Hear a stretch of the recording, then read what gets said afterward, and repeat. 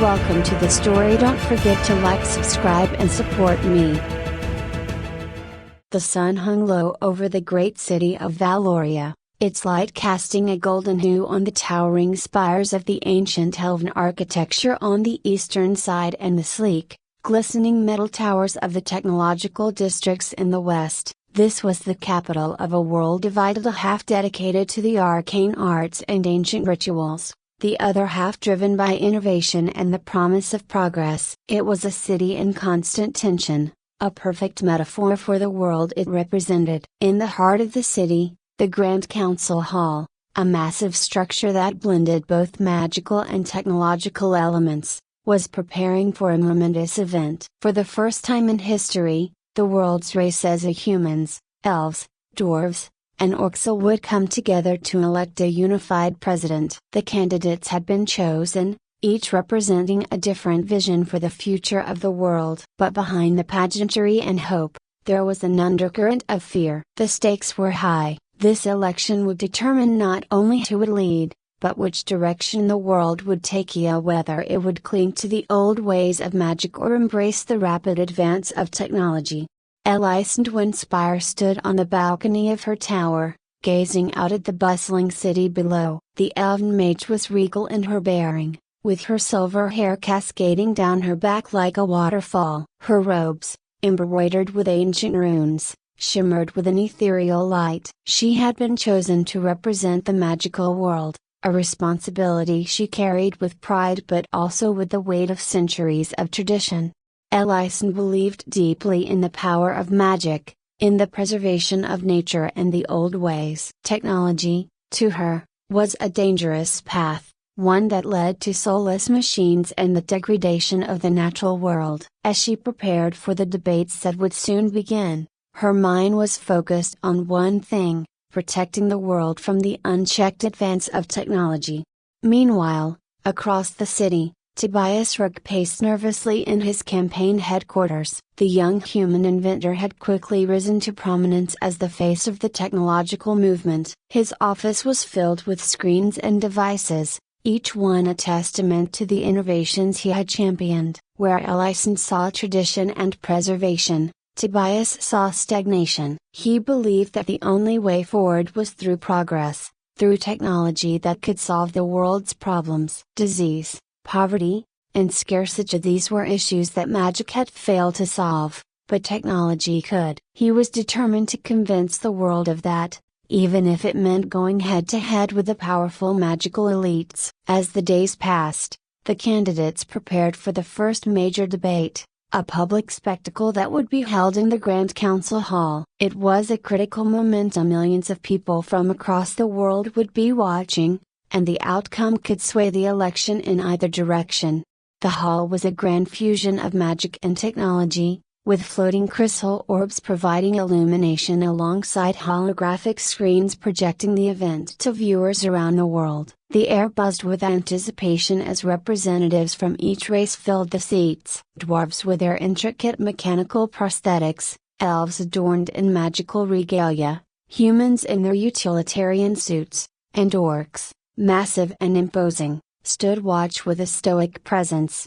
Elicent entered the hall, her footsteps barely making a sound as she moved with the grace of her kind. Tobias arrived shortly after, the whir of mechanical devices on his wrist and belt contrasting sharply with the silence of the mage. They took their places on the stage, flanked by Grodrek Ironbeard, the dwarf who had positioned himself as the moderate candidate, and Zara Stoneskin, the orc leader who, while not running, had become a vocal advocate for the common people's interests.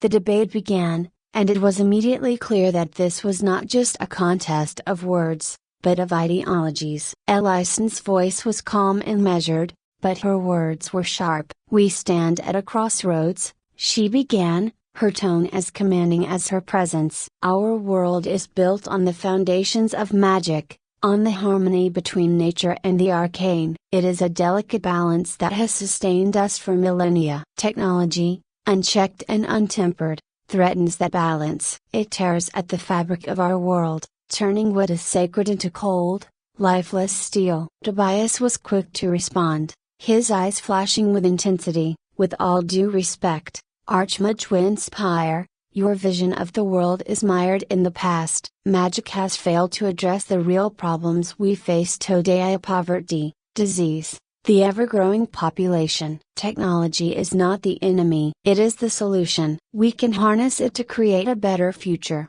one where no one has to go hungry, where we cure diseases that have plagued us for centuries. Magic alone is not enough anymore." The debate went back and forth, with both sides presenting compelling arguments. But beneath the surface, tensions were rising. Outside the hall, protests erupted in the streets as extremist factions from both sides clashed. The arcane conservators, a secretive group of magic users who believed in the absolute supremacy of magic, had begun staging demonstrations, claiming that technology was a blasphemy that needed to be eradicated. On the other side, the technological avant-garde, a group of radical reformers, argued that magic was holding the world back and that it needed to be abolished entirely.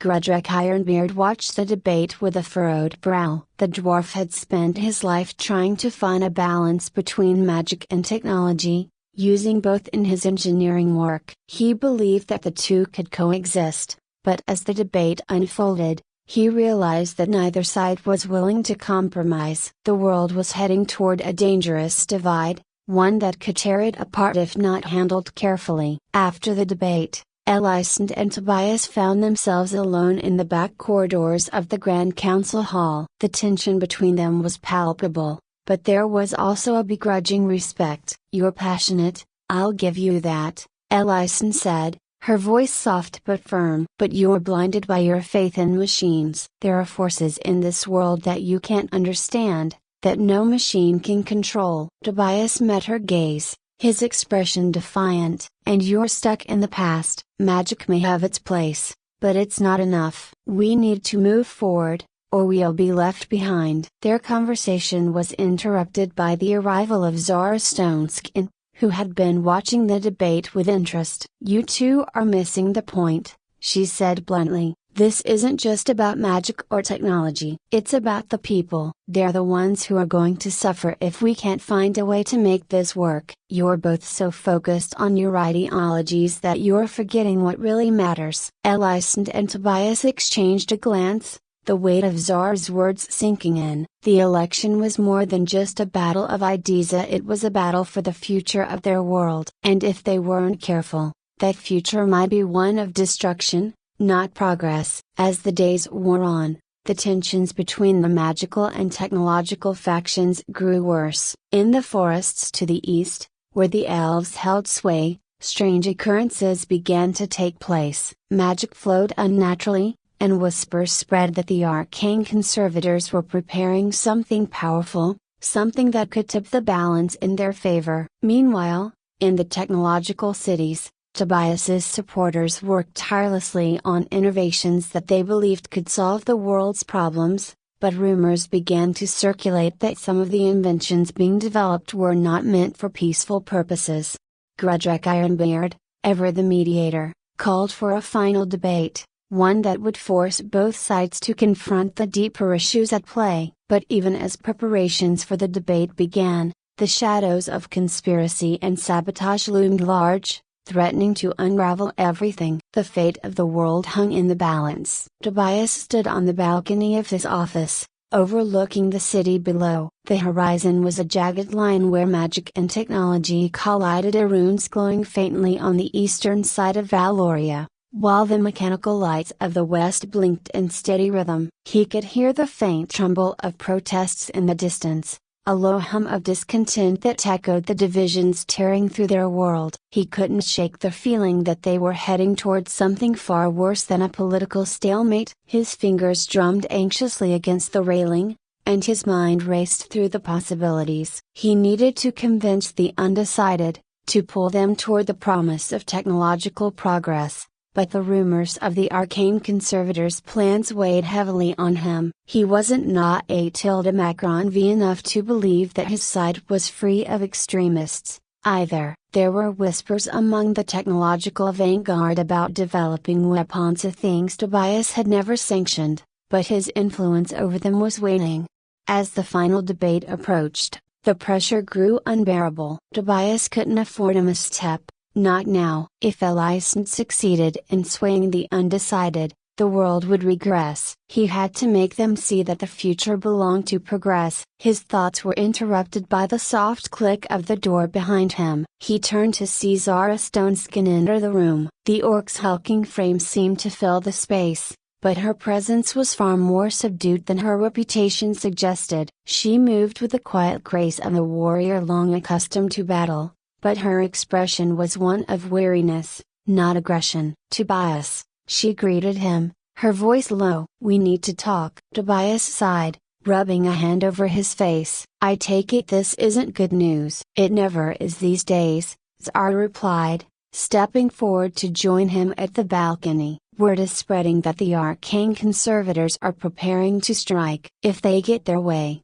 there won't be an election, there won't be a future." Tobias clenched his fists. "And what are they planning?" "Something big. We don't have all the details yet, but whatever it is, it's dangerous. They've been working in secret, using the old magic, the kind even the elves don't talk about. The kind that could wipe out half the city if unleashed." Tobias stared out at the horizon again, the weight of her words pressing down on him. He had known the conservators were fanatical, but these a broken bar. This was worse than he'd imagined. "If they do this, it won't just be a blow to the election, it'll be a declaration of war." "That's why you need to be careful," Zara said. "Your side has extremists too. I've heard talk of plans to strike back if the conservators act. The technological vanguard has been working on something dangerous, and they're not listening to you anymore." Tobias slammed his hand against the railing in frustration. "Damn it, this isn't what I wanted. We're supposed to be building a better world, not tearing it apart." Zara's gaze was steady as she looked at him. "Then you need to act, Tobias. You need to find a way to stop this before it spirals out of control." "The debate tomorrow, it's your last chance. If you can convince the people that technology and magic can coexist, you might just stop both sides from destroying everything." He nodded, the fire in his eyes returning. "I'll do what I can. But I need your help, Zara. You're the only one who can talk to both sides. If there's any chance of reaching the vanguard, you're the one who can do it." Zara gave a small, reluctant nod. "I'll try. But you'd better make that debate count, Tobias." The next evening, the Grand Council Hall was packed to capacity. The tension in the air was palpable as the audience awaited the final debate. Floating orbs of magic and glowing screens of technology surrounded the hall, broadcasting the event to every corner of the world. Everyone knew this was more than just a debate, it was the tipping point. Tobias stood at the podium,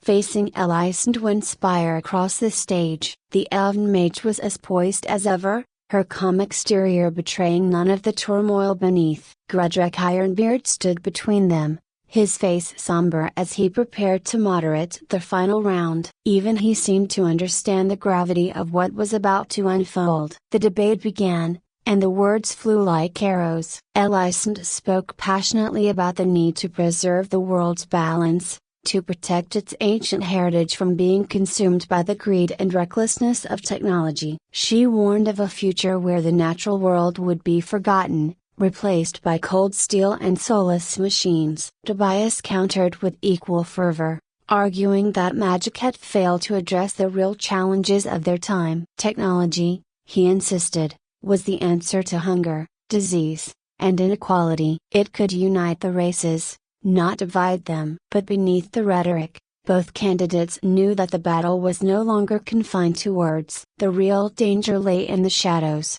where extremists on both sides were preparing to make their move. As the debate reached its climax, Grudrek raised his hand, signaling for silence. "Enough," he said, his voice heavy with the weight of the moment. "We have heard your arguments, but now we must face a deeper truth. This election is not just about magic or technology. It is about the survival of our world." The hall fell into a tense quiet as Grudrek continued. "There are forces at play, forces that threaten to tear us apart if we do not find common ground. Both of you, he gestured to Elyson and Tobias, must understand that your people are on the brink of violence. I have seen it with my own eyes. If we do not act now, we may not have a world left to lead. Elyson's eyes narrowed. What are you saying, Grudrek? I'm saying that the time for debate is over, Grudrek replied. The arcane conservators are planning something catastrophic, and the technological vanguard is prepared to retaliate. We are standing on the edge of disaster,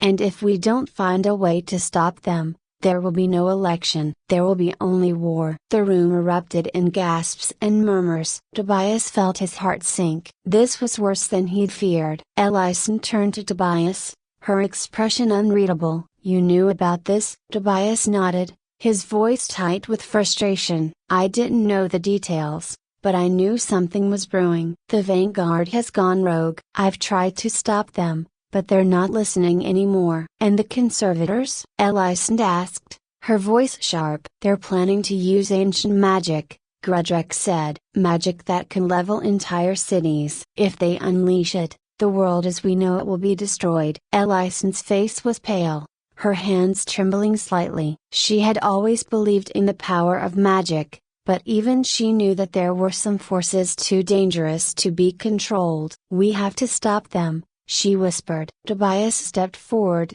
his gaze locked on hers. We can still do this together. If we work together, we can stop both sides before it's too late. For a moment, there was silence between them. Then, slowly, Elyson nodded. Agreed. Grudrek let out a breath he hadn't realized he was holding. Good. Then we move fast. We have little time. The three of them left the stage without another word, slipping into the shadows as the debate continued without them. Outside, the streets were already starting to stir with unrest. Protests had turned into riots, and the tension in the air was thick with the threat of violence. Tobias led them through the winding back alleys of the city, his mind racing. They needed to find the leaders of the vanguard and the conservators before the night was over. It was the only way to prevent an all-out war. As they approached the outskirts of the city, the air grew colder, tinged with the unmistakable presence of magic. In the distance,